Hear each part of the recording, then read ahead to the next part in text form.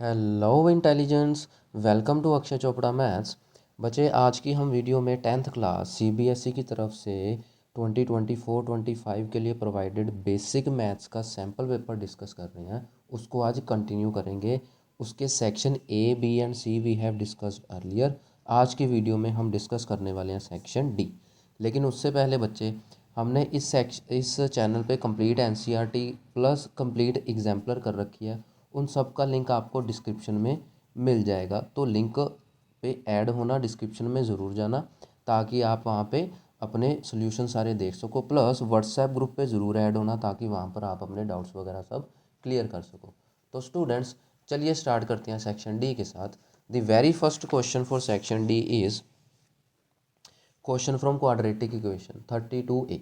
Amita buys some books for 1920। कुछ books उसने खरीदी 1920 की। हमें नहीं पता सिंगल बुक कितने की है। हाँ जी, टोटल बिल इज़ 1920।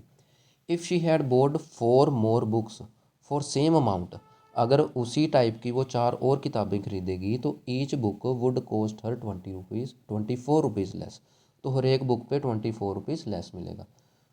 एक डिस्काउंट वाला काम ही हो गया कि हम ज़्यादा चीज़ खरीदते हैं तो सस्ते में पड़ती है ना, बस वही बात है। उसने कहा वैसे तो उसका बिल 1920 बना, लेकिन अगर वो 4 बुक्स और ख़रीदेगी इसी टाइप की तो उसको हर बुक के ऊपर each book would cost 24 rupees less. हर एक बुक पे 24 रुपीज़ कम लगेंगे। तो how many books did she buy, एक तो ये फाइंड करना है कितनी बुक्स उसने खरीदी। And what was the initial price of the one book, और एक बुक का ओरिजिनल प्राइस क्या था। ये तो डिस्काउंटेड प्राइस हो गया ना, ओरिजिनल प्राइस क्या था। तो सबसे पहले हम क्या करेंगे, how many books did she buy वो हम सपोज कर लेते हैं। Let the number of books she bought equals to X. ठीक है, question is 32A। Sorry, number of books bought, number of books bought equals to let it be X. ठीक है जी। तो कॉस्ट ऑफ वन बुक, तो बच्चे एक book की कॉस्ट क्या आ जाएगी, जो टोटल कॉस्ट है उसको नंबर ऑफ बुक से डिवाइड कर देंगे तो एक बुक की कॉस्ट आ जाएगी ना। बच्चे सिंपल सा कॉन्सेप्ट है। मैं कहूँ मैंने 5 पेन्स खरीदे 50 रुपीज़ के। ठीक है, 5 पेन्स खरीदे 50 रुपीज़ के। तो एक पेन कितने का हो जाएगा, उसको मैं 5 से डिवाइड कर दूंगा, 10 रुपये आ गया कि नहीं। मतलब टोटल अमाउंट को नंबर ऑफ़ थिंग्स से डिवाइड करेंगे तो सिंगल थिंग का अमाउंट आ जाता है कि नहीं। उसी तरह से टोटल अमाउंट को नंबर ऑफ़ बुक से डिवाइड किया तो एक बुक का रेट पता चल जाएगा अपने को। ठीक है, अब अपना क्वेश्चन क्या रह गया, एक्स की वैल्यू फाइंड करो, question is solved. Getting my point.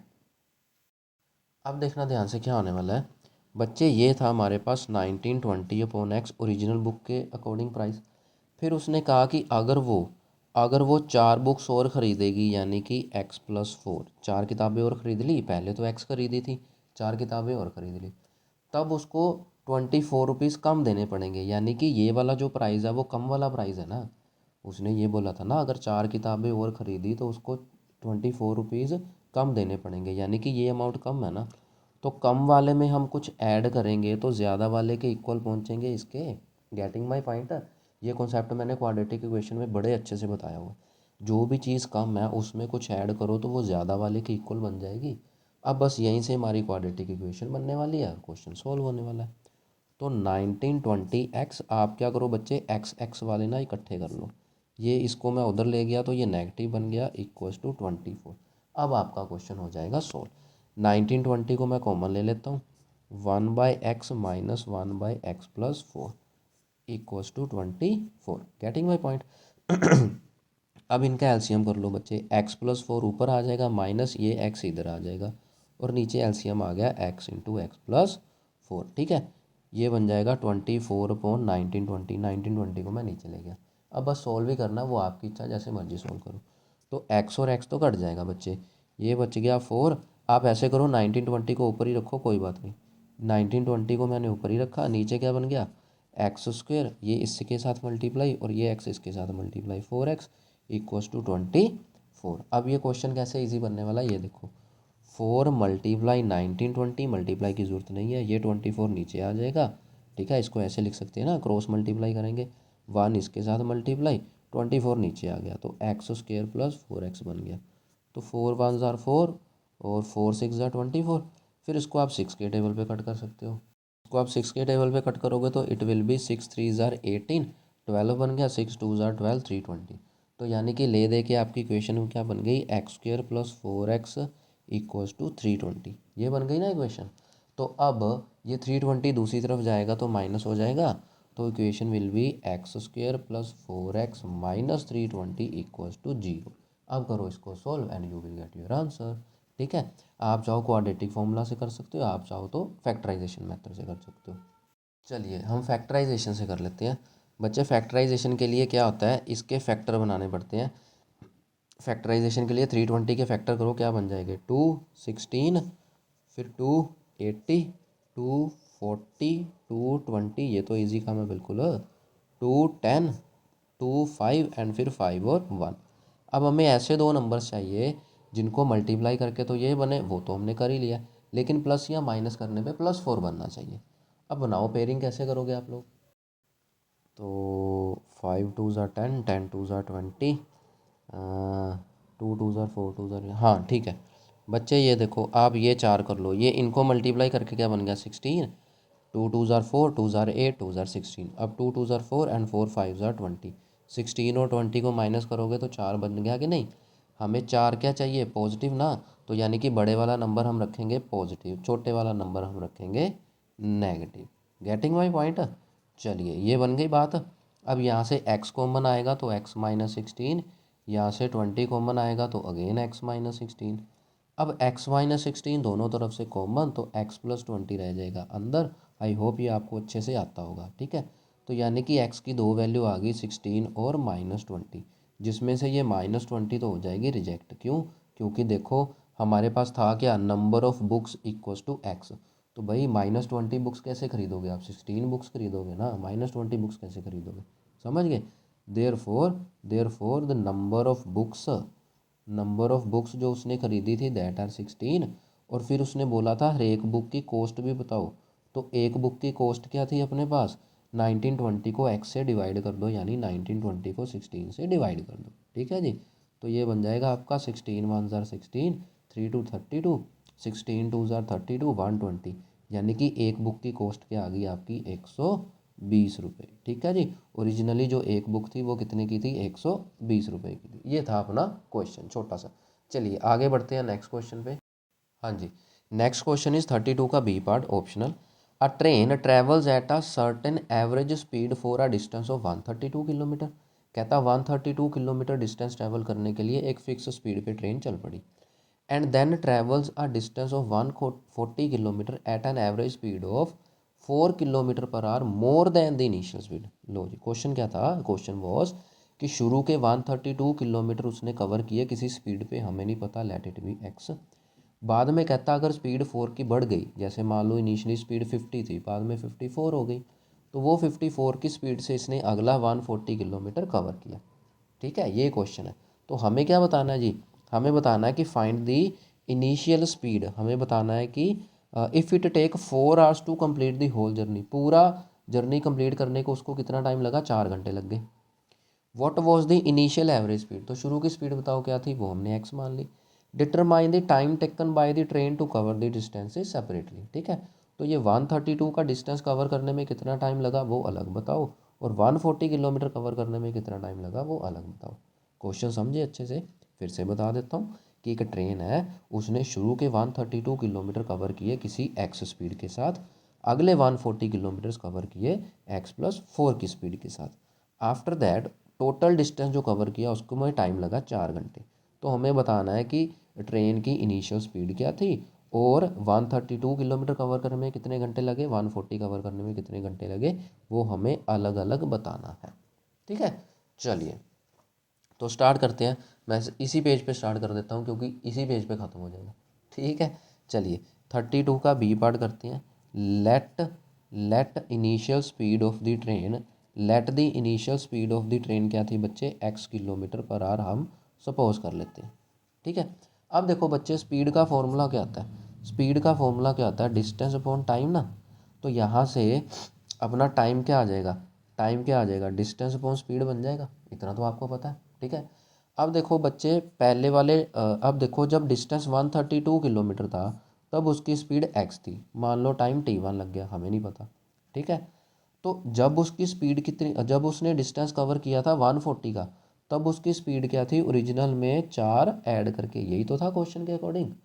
पहले जो 132 किलोमीटर था वो एक्स की स्पीड से उसने कवर किया, फिर 140 kilometre the train covers at the speed of X plus 4, तो वो वाला time we don't know, let it be T2। समझ गए।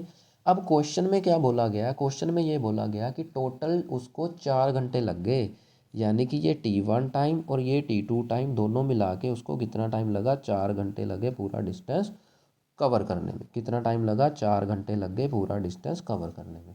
तो उसके अकॉर्डिंग कहता स्पीड ऑफ ट्रेन बताओ। अब यहाँ पे वैल्यूज पुट कर देंगे, एक्स की वैल्यू बन जाएगी, हमारे पास ट्रेन की स्पीड आ जाएगी, क्वेश्चन इज फिनिश्ड। ओके, तो 132/x प्लस 140/x+4, मैं यहाँ पे कर देता हूँ 132/x प्लस 140/x+4, ये टोटल कितना बन गया बच्चे, 4 घंटे। ठीक है, चलिए सॉरी, इसका एलसीएम कर लेते हैं। 132 × x+4 plus 140 × x divided by x और x+4, एलसीएम कैसे लेते हैं पिछले क्वेश्चन में भी देखा हमने, =4।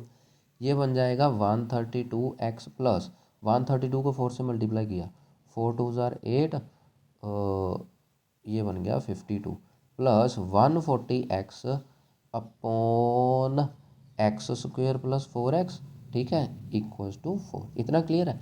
अब बच्चे ये क्या बन गया, 132x और 140x कितना बन जाएगा, टोटल ऐड करेंगे, ये बन गया 2, ये बन गया 13 13 26 और 127, 272x प्लस 522, मैं 4 को इससे मल्टीप्लाई कर रहा हूँ तो 4x² प्लस 16x बन गया। इतना क्लियर है, इतना क्लियर है। चलिए आगे बढ़ते हैं बच्चों, तो सब कुछ एक तरफ ले जाओ, तो 4x² प्लस 16x, ये दूसरी तरफ जाएगा तो -272x, ये दूसरी तरफ जाएगा -522 = 0।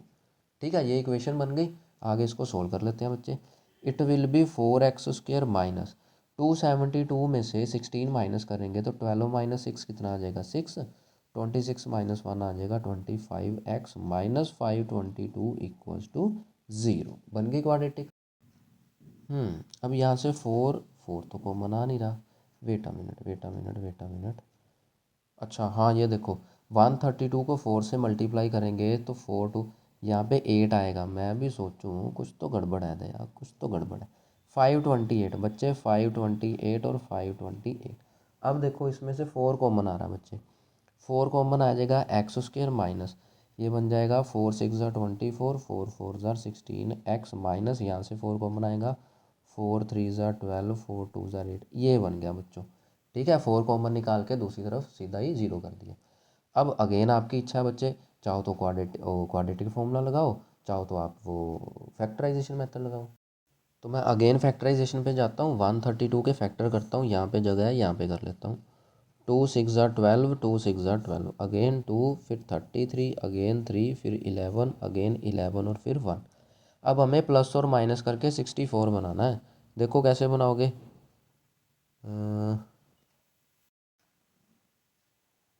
हाँ ये बन जाएगा बच्चों, ये देखो, ये क्या बन जाएगा, 2 3 ज़ार 6, 6 और 11 कितना बन गया, 66, और उसमें से जब 2 माइनस करेंगे तो 64 ना आ जाएगा, तो बस क्वेश्चन सॉल्व हो गया अपना। तो x², अब किसको पॉजिटिव साइन देना है, किसको नेगेटिव देना है, हमारे पास ये नेगेटिव साइन है ना, यानी कि जो बड़ा आया वो नेगेटिव में होगा, जो छोटा आया वो पॉजिटिव में होगा। तो ये बन जाएगा -66x प्लस 2x -132 = 0। तो x कॉमन आ जाएगा, x -66, यहाँ से +2 कॉमन आ जाएगा, अगेन x -66 = 0। तो x -66 और यहाँ पे x + 2 = 0। तो अगेन यहाँ से x की बच्चे दो वैल्यूज़ आ जाएंगी अपने पास, एक तो x आ जाएगा 66, दूसरा x आ जाएगा -2। अब देखो x को हमने लेट क्या किया था, स्पीड ऑफ द ट्रेन। अब बच्चे स्पीड तो कभी नेगेटिव नहीं होती ना, ये तो रिजेक्ट हो जाएगी। आपकी बाइक की स्पीड आप 40 पे जा रहे हो, 50 पे जा रहे हो, -50 पे थोड़ी आप बाइक चलाते हो। ठीक है, तो 66, देयरफॉर स्पीड ऑफ ट्रेन के आगे 66 km/h, यही अपना क्वेश्चन था। फिर उसने क्या बोला था कि सेपरेट डिस्टेंस बताओ जी, सेपरेट टाइम बताओ, सॉरी। तो T1 टाइम क्या था, 132/x। ठीक है, मैं यहाँ पे कर देता हूँ छोटे से, ये रहा T1। T1 क्या था 132/x, ये तो कटिंग करके 2 घंटे आ गया आंसर। चलो जी T2 टाइम क्या था 140/x+4 यानी 60+4 70, 0 0 कैंसिल, ये भी 2 घंटे आ गया। यानी कि 132 जो उसने कवर किया डिस्टेंस वो भी 2 घंटे में कवर किया। फिर उसने अपनी स्पीड 70 कर ली 66 से, और फिर भी उसको 140 आगे कवर करने में 2 घंटे लगे। तो ये था अपना टोटल क्वेश्चन। ठीक है, चलिए आगे बढ़ते हैं। हाँ, next is if a line is drawn parallel to one side of a triangle to intersect the other two sides in the distinct points, then prove that the other two sides are divided into same ratio. बच्चे ये तो कुछ नहीं है, ये तो BPT आ गई direct, उसने बेसिक प्रोपोर्शनैलिटी थ्योरम का प्रूफ पूछ लिया। बच्चे इसका प्रूफ का लिंक मैं आपको डिस्क्रिप्शन में दे दूंगा, प्लस ऊपर आई बटन में भी इसका लिंक मिल जाएगा आपको। बच्चे कम से कम वो 15 मिनट की वीडियो होगी, मैंने इतने अच्छे से वो बताया ना प्रूफ, कि अगर आपने वो वीडियो देख ली ना तो आप वो प्रूफ कभी नहीं भूलोगे, और एक एक चीज़ आप पेपर में लिखोगे। तो मैं यहाँ पे वो प्रूफ नहीं करवा रहा, अदरवाइज़ ये वीडियो बहुत बड़ी बन जाएगी। तो मैं उसका लिंक आपको डिस्क्रिप्शन में दे दूँगा, आई बटन में दे दूँगा, और प्लस वीडियो के एंड में भी आपको दिखेगा। तो आप वहाँ जाके प्लीज़ ज़रूर इस बीपीटी का प्रूफ देखना, ये मेरी गारंटी है। आपने वो वीडियो देख ली ना, आपको ये प्रूफ कभी नहीं भूलने वाला। कभी नहीं का मतलब कभी नहीं भूलने वाला। चलिए 34th क्वेश्चन करते हैं। The perimeter of sector of OACB। लो जी, ये अपना एक ए सॉरी ये रहा COAC&B, ये पूरा पेरीमीटर दे रखा है, समझ गए। ये O पॉइंट है, ये A पॉइंट है, ये C पॉइंट और ये B पॉइंट है। ओके, OACB का पूरा पेरीमीटर दे रखा है, कितना दे रखा है 73.12 सेंटीमीटर, और रेडियस दे रखा है 24 सेंटीमीटर। 24 के साथ सेंटीमीटर लगाए नहीं उसने, समझ गए। ओके, अब हमें क्या बताना है जी, हमें क्या बताना है, find the central angle A O B, ये सेंट्रल एंगल बताना है, जिसको क्या बोलते हैं हम थीटा। ठीक है जी। And find the area of the minor segment ACB, और इस माइनर सेगमेंट का एरिया बताना है, ये ACB का एरिया बताना है। यानी कि ये वाला माइनर सेगमेंट है, इसका एरिया बताना है ACB, समझ गए। अब माइनर सेगमेंट का एरिया तो आपको पता ही है, पूरे सेक्टर का एरिया फाइंड आउट करके उसमें से ये ट्रायंगल का एरिया हम निकाल देते हैं, तो हमारे पास ये सेगमेंट का एरिया बन जाता है, ये तो आपको पता है। लेकिन उसके लिए बच्चे सबसे पहले सेंट्रल एंगल होना चाहिए, जो कि उसने फर्स्ट पार्ट में पूछा हुआ है। तो निकालते हैं। अब देखो सेंट्रल एंगल कैसे लगेगा। बच्चे ये पूरा पैरीमीटर दे रखा है उसने, OAC और B, ये पूरा एरिया दे रखा है, मतलब कि ये अपना O है, ये वाला बन रहा है कुछ, ठीक है। ये O पॉइंट है, ये A पॉइंट है, यहाँ कहीं C है और यहाँ पे B है। ये पूरा पैरीमीटर दे रखा है, जिसमें से OA और OB क्या है, रेडियस है, जो कि बच्चे 24 दिया गया हमें, समझ गए। तो बच्चे हमारे पास क्या बन गया 24 + 24 प्लस ये एरिया बोल रहा हूँ, length of the minor arc. ध्यान से देखो, ये चीज़ क्या है, ये माइनर आर्क ही तो है ACB। यानी कि length of the minor arc +24 ये पूरा दे रखा है 73.12। ये पता लगा कि नहीं, ये इंपॉर्टेंट पॉइंट है, ये पता लग गया तो क्वेश्चन डन है। ठीक है, उसने इस पूरे रीजन का एरिया पेरीमीटर दे रखा है, जिसमें से पेरीमीटर का मतलब क्या होता है, सभी चीज़ों का प्लस। तो यानी कि एक तो ये साइड आ गई 24, एक ये साइड आ गई 24, plus length of minor arc आ गई, तीनों को प्लस करके 73.12 है। ठीक है, जिसमें से दोनों रेडियस हमें पता है, तो यानी कि लेंथ ऑफ माइनर आर्क आ जाएगी। लेंथ ऑफ माइनर आर्क आ गई तो लेंथ ऑफ माइनर आर्क का फॉर्मूला लगाएंगे, थीटा अपने आप आ गया, क्वेश्चन सॉल्व। समझे कैसे उसने ट्रिकी क्वेश्चन बनाया, बेसिक में भी। ठीक है, देखो अच्छा क्वेश्चन है। 34th क्वेश्चन क्या था इसमें बेटा, मैं डायरेक्ट लिख रहा हूँ। बच्चे ये एक रेडियस था 24, प्लस ये दूसरा रेडियस था 24, प्लस ये length of minor arc θ/360 into 2πr। ठीक है, इन तीनों को प्लस करके जो पेरीमीटर था वो 73.12 दे रखा था। ठीक है, और क्वेश्चन में बताया गया कि यूज़ पाई = 3.14, तो हम 3.14 यूज़ करेंगे। 24 कितना हो गया 48, प्लस थीटा अपने को पता नहीं 360 इंटू 2 पाई उसने बोला है 3.14, रेडियस अपने पास अगेन 24 है, = 73.12। अब बच्चे ये क्या करो 48 उधर जाके माइनस हो जाएगा, तो θ/360 इंटू 2 इंटू इसका पॉइंट निकालेंगे तो नीचे 100 आ जाएगा, क्यों, क्योंकि डेसिमल के बाद 2 डिजिट है, इंटू 24 = 73.12 में से 48 कर दो माइनस। समझ गए इस बात को। ठीक है जी, तो चाहो तो थोड़ी कटिंग शटिंग करनी है, कर दें फिर, चलो कर ही देते हैं। इसको कर दो तुम 6 के टेबल पे, 6 4 ज़ा 24, 6 6 ज़ा 36, यहाँ पे 60 आ गया।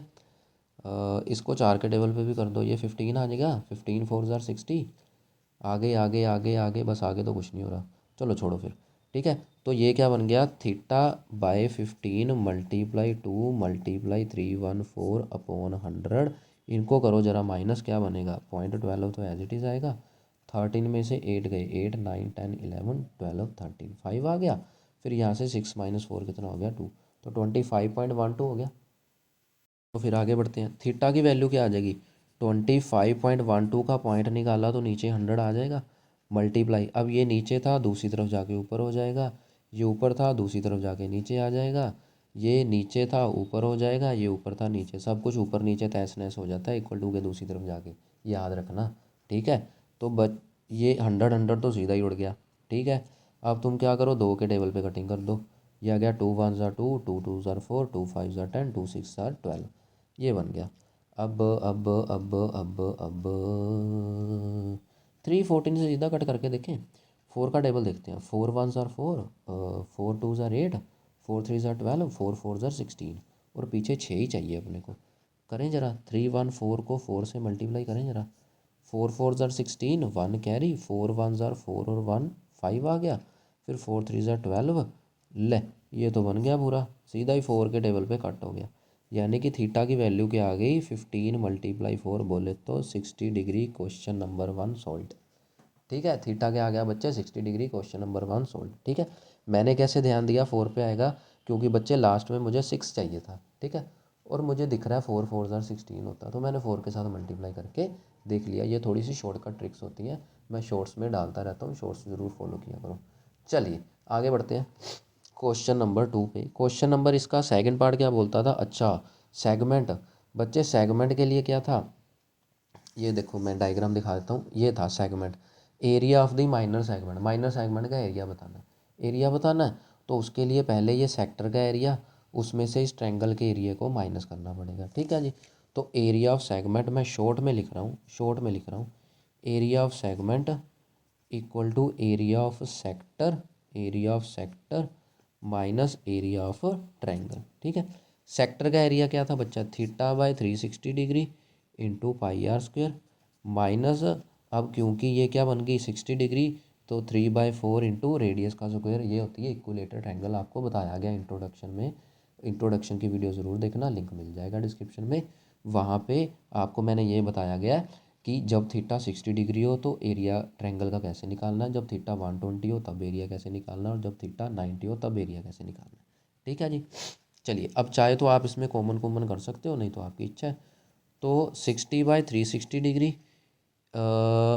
हाँ हम ऐसा करते हैं, यहाँ से आर स्क्वेयर कॉमन कर लेते हैं।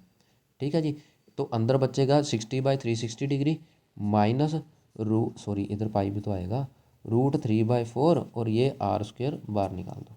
ठीक है, तो ये बन जाएगा 0 0 कैंसिल, ये बन जाएगा 6, तो ये बन गया 3.14, जिसको हमने ये लिख दिया, साथ में 6 है, माइनस √3/4 है, और साथ में आर स्क्वेयर का मतलब हो गया 24 का स्क्वेयर, 24 ही तो था रेडियस।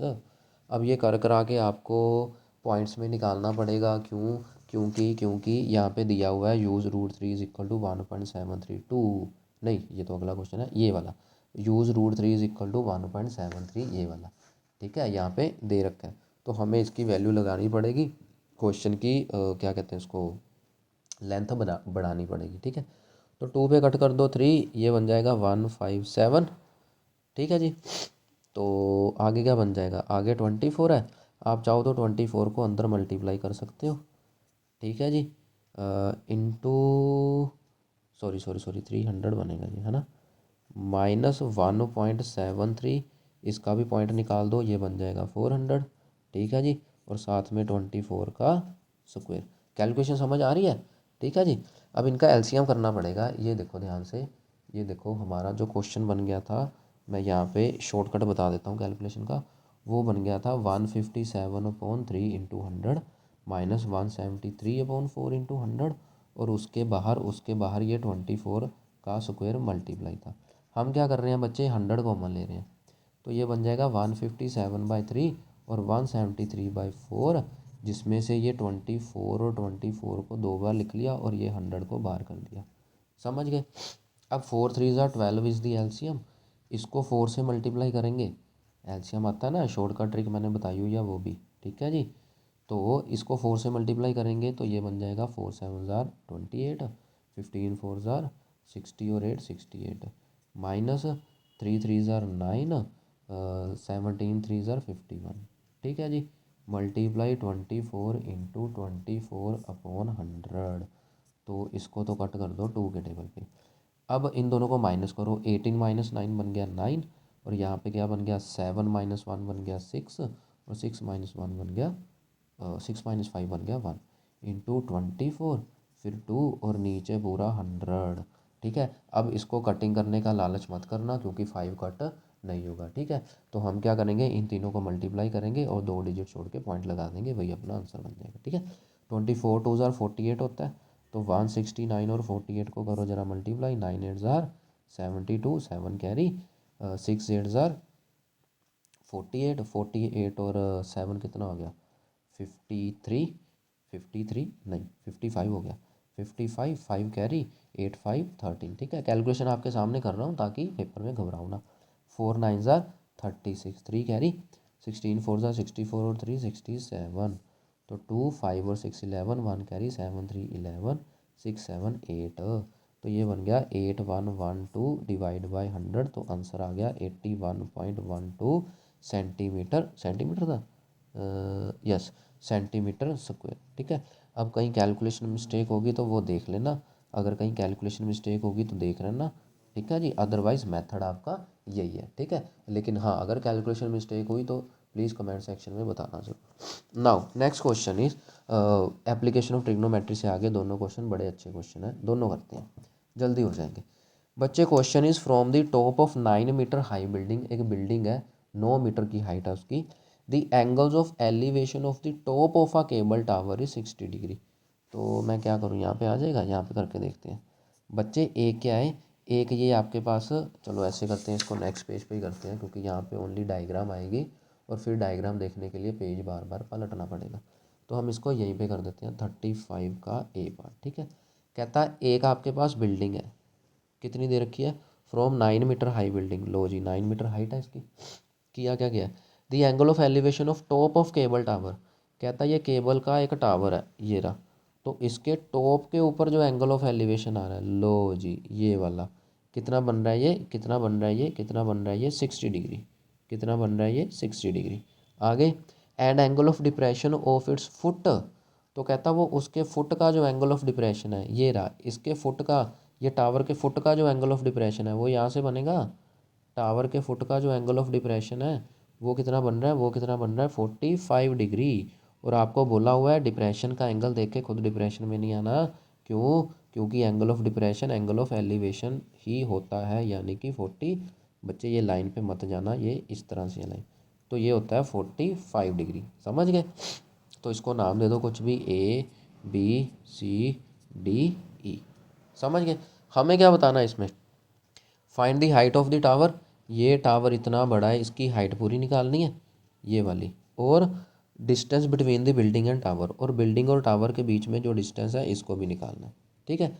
तो इस डिस्टेंस को हम x मान लेते हैं, इस हाइट को हम h मान लेते हैं, ठीक है। लेकिन लेकिन लेकिन h तुम इतना ही लो तो अच्छा रहेगा, क्यों, क्योंकि बच्चे इस पूरी हाइट में से, इस पूरी हाइट में से ये जो 9 मीटर है वो तो एज इट इज़ है, ये 9 मीटर तो अपने पास है ही है, ठीक है, ये 9 मीटर तो अपने पास है ही है।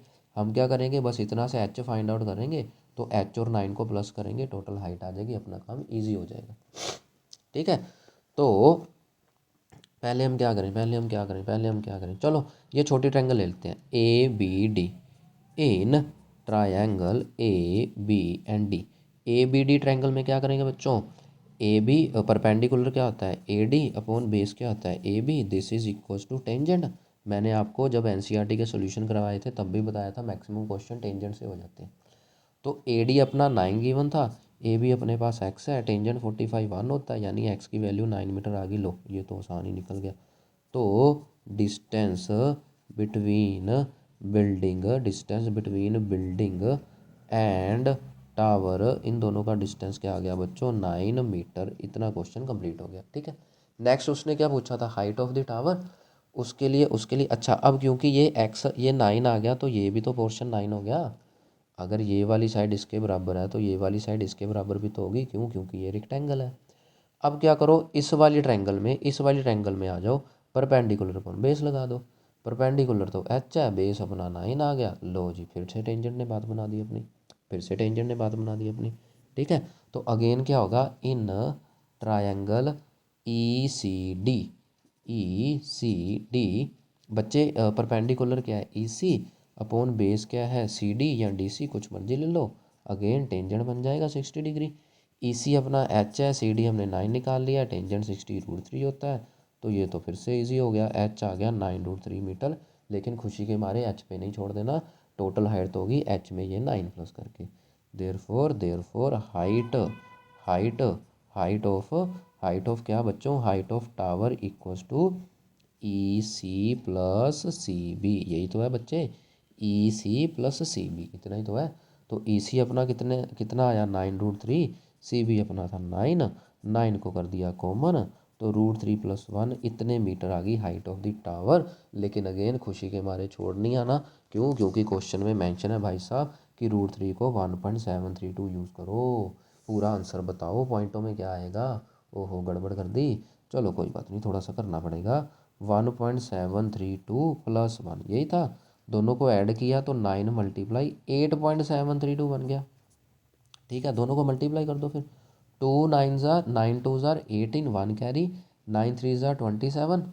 ठीक है, 27 और 1 28, 2 कैरी, 9 7 ज़ार 63, 63 और 2 65, लो पॉइंट लगा दो, 6 कैरी, 9 8 ज़ार 72, 72 और 6 इज़ 80। तो 80.588 मीटर आपका आंसर बन जाएगा, which is the height of the tower. 80.588 metre is the height of the tower. चलो जी, इतनी सी बात थी। चलिए अब लास्ट क्वेश्चन पे आ जाते हैं, last question of the video and last question of this section. ठीक है, विच इज़ अगेन क्या है हमारे पास बच्चों, एप्लीकेशन ऑफ ट्रिग्नोमेट्री से। ठीक है, को क्या क्वेश्चन है बच्चे, as observe from the top of 75 metre high lighthouse. एक लाइट हाउस है जिसकी हाइट है 75 metre, from the sea level the angle of depression of the two ships are 30 degree 45 degree. ये तो मुझे एनसीईआरटी का लग रहा है question. If one ship is exactly behind the other, हाँ ये तो एनसीईआरटी का क्वेश्चन है। On the same side of the light house, दोनों लाइट हाउस के सेम साइड पे है और दोनों शिप्स एक दूसरे के आगे पीछे है। Find the distance between the two ships, दोनों शिप में डिस्टेंस निकालना। ये तो चलो उसने भगवान का प्रसाद दे दिया, एनसीईआरटी का क्वेश्चन ही डाल दिया उसने। ठीक है, 35 का बी पार्ट करवा देता हूँ बच्चे। ये एक लाइट हाउस है, ठीक है, कहता, और ये अपना एक ग्राउंड है। ठीक है जी, ग्राउंड के ऊपर कहता दो कारें हैं, एक इस दूरी पे है एक इस दूरी पे है। दोनों पे उसने क्या कर दिया, एंगल ऑफ डिप्रेशन दे दिया। अगेन भाई साहब डिप्रेशन देख के कोई डिप्रेशन में नहीं आना। एंगल ऑफ डिप्रेशन क्या होता है, कुछ नहीं होता भाई साहब, एंगल ऑफ एलिवेशन ही होता है। ठीक है, एक एंगल ऑफ डिप्रेशन उसने दे दिया 45 डिग्री, हमने एंगल ऑफ एलिवेशन बना लिया। एक एंगल ऑफ डिप्रेशन दे दिया 30 डिग्री, हमने एंगल ऑफ एलिवेशन बना दिया। ठीक है जी, तो ये था 45 डिग्री और ये था 30 डिग्री, समझ गए। अब अगेन वही क्वेश्चन आप फिर से पूछोगे, सर आपने 45 यहाँ क्यों बनाया, यहाँ क्यों नहीं बनाया। बच्चे ये देखो, ये 90 डिग्री है ना, तो मैं 45 यहाँ पे बनाऊँगा, फिर मेरा एंगल जैसे जैसे पास आ रहा हूँ कम हो गया 30 डिग्री, लेकिन फिर से बढ़ गया 90 डिग्री, ऐसे थोड़ी है। तो एक ही डायरेक्शन में जा रहा हूँ तो एंगल भी तो एक ही पोजीशन में इंक्रीज़ या डिक्रीज़ होगा ना, समझ गए मेरी बात को। ठीक है, तो बच्चों 30 बढ़ गया बढ़ गया बढ़ गया बढ़ गया 45 बढ़ गया बढ़ गया बढ़ गया बढ़ गया 90। ठीक है, चलो फिर से इसका नामकरण कर दो, जो भी घर वालों ने इसका नाम रखना है ABCD। ठीक है जी, तो आगे क्या बढ़ते हैं। सबसे पहले हाँ ये था कि distance between both the cars, इसको एक्स ले लो, ये फाइंड करना है। और क्या करना था देख लेते हैं एक बार, find the distance between the two ships. हाँ बस यही फाइंड करना था, है ना, हाँ यही फाइंड करना था, एक्स की वैल्यू। अच्छा, एक्स की वैल्यू हो जाएगा जी, हो जाएगा। लाइट हाउस की लेंथ भी क्योंकि दे रखी है, हाइट 75, हाँ ठीक है हो जाएगा। पहले छोटकू ट्रायंगल ले लो फिर बड़कू ट्रायंगल ले लो, मतलब पहले छोटी ट्रायंगल ले सकते हैं फिर बड़ी ट्रायंगल ले सकते हैं। तो छोटी ट्रायंगल क्या होगी, in triangle ABC, in triangle A B C, again भाई साहब टेंजेंट जी जिंदाबाद, perpendicular A B upon base B C is equal to tangent 45 degree. ठीक है जी। ए बी की वैल्यू 75 है, बी सी अपने को पता नहीं है, टेंजेंट 45 1 होता है, तो बी सी की वैल्यू आ गई 75 मीटर। लो ये कोई बात हुई, ये कोई बात हुई, 75 मीटर। ठीक है। अब आप बोलोगे सर निकालना तो ये एक्स है, ये क्यों निकाल दिया? बच्चे देखो इसकी ज़रूरत पड़ेगी जब हम बड़ी ट्रायंगल लेंगे, ए बी डी, क्योंकि उसमें तो perpendicular upon base B D पूरा चलेगा, तो 75 प्लस एक्स। समझ गए कि नहीं मेरी बात? चलो अब आगे in triangle A B D थोड़ा सा ऊपर कर देता हूँ। In triangle A B D, बच्चे परपेंडिकुलर क्या है ए बी, अपॉन बेस क्या है बी डी पूरा, जो कि अपना बनता है टेंजेंट, और एंगल क्या है 30 डिग्री। देख लेता हूँ 30, हाँ 30 डिग्री है। अब आ जाएगा मज़ा, क्यों? क्योंकि क्वेश्चन सोल्व हो जाएगा और क्या। ए बी, बच्चे ए बी 75 था, बी डी अपने पास बन गया 75 प्लस एक्स। ये देखो बी डी, बी से लेके एक मिनट एक मिनट एक मिनट एक मिनट एक मिनट, ये रहा बी से लेके डी तक, ये रहा B D 75 plus X, 75 plus X. समझ गए मेरी बात को? This is equal to, this is equal to tangent 30 होता है 1/√3। बस अब तो कुछ नहीं है, जीवन सुखी है। क्रॉस मल्टीप्लाई कर दो, 75√3 कितना बन जाएगा 75 प्लस एक्स, और एक्स की वैल्यू आ गई 75√3 में से 75 उधर जाके माइनस हो जाएगा, तो एक्स की फाइनल वैल्यू क्या आ गई 75 कॉमन आ जाएगा, तो √3 माइनस 1। अब देख लेते हैं कुछ यहाँ पे भी धक्का मुक्की कर दी इसने। कहता √3 को 1.732 पुट करो फिर आंसर बताओ। वैसे तो बच्चे ये distance between the two ships अपना आंसर आ गया, लेकिन फिर से वही बात है 1.73 लो सोल्व करो, करना पड़ेगा भाई साहब, कर लेते हैं, नंबर लेने हैं तो करना पड़ेगा। मल्टीप्लाई 1.732 में से 1 कर दिया माइनस, तो 75 मल्टीप्लाई ये बन गया 0.732, 0.732। बात को समझे? अब इनकी कैलकुलेशन कर लो, मैं यहाँ पे कर लेता हूँ, थोड़ी सी सुरंग है हमारे पास। ठीक है, तो 75 इंटू, बच्चे 732 है, 732 का पॉइंट निकाल दो, 100 आ जाएगा नीचे, इसको 2 पे कट कर दो पहले, ये बन जाएगा, ये 2 पे किया तो 50 आ गया, इसको 2 पे करेंगे तो 2 3 ज़ार 6, फिर 13, 2 6 ज़ार 12, 2 6 ज़ार 12। अब इसको 5 पे कर दो 10, इसको 5 पे कर दो 15। ठीक है, अब ये फिर से बात बन जाएगी, 5 3 ज़ार 15, 5 2 ज़ार 10, इसको 2 पे कटिंग कर दो 183। तो ले दे के जो अपना डिस्टेंस बिटवीन दी कार्स यानी कि एक्स है वो बन गया 3 मल्टीप्लाई 183। ओके, तो ये मल्टीप्लाई करके क्या बन जाएगा 3 3 ज़ार 9, 3 8 ज़ार 3 8 ज़ार 3 8 ज़ार, मैं ही भूल गया, 3 8 ज़ार 24, और 3 और 2 5 मीटर। तो दोनों गाड़ियों के बीच में, दोनों शिप्स के बीच में जो डिस्टेंस है वो कितना है 549 मीटर। ओके स्टूडेंट्स, तो ये था अपना सेक्शन डी। मिलेंगे नेक्स्ट वीडियो में सेक्शन ई केस स्टडी के साथ, बड़े अच्छे क्वेश्चन और उससे भी अच्छे आपको सोल्यूशन और ट्रिक्स मिलेंगी। और हाँ प्लीज़ बीपीटी का प्रूफ देखना मत भूलना, मैं अभी लिंक डाल देता हूँ डिस्क्रिप्शन में। तो मिलते हैं नेक्स्ट वीडियो में केस स्टडी के साथ। Till then goodbye and take care.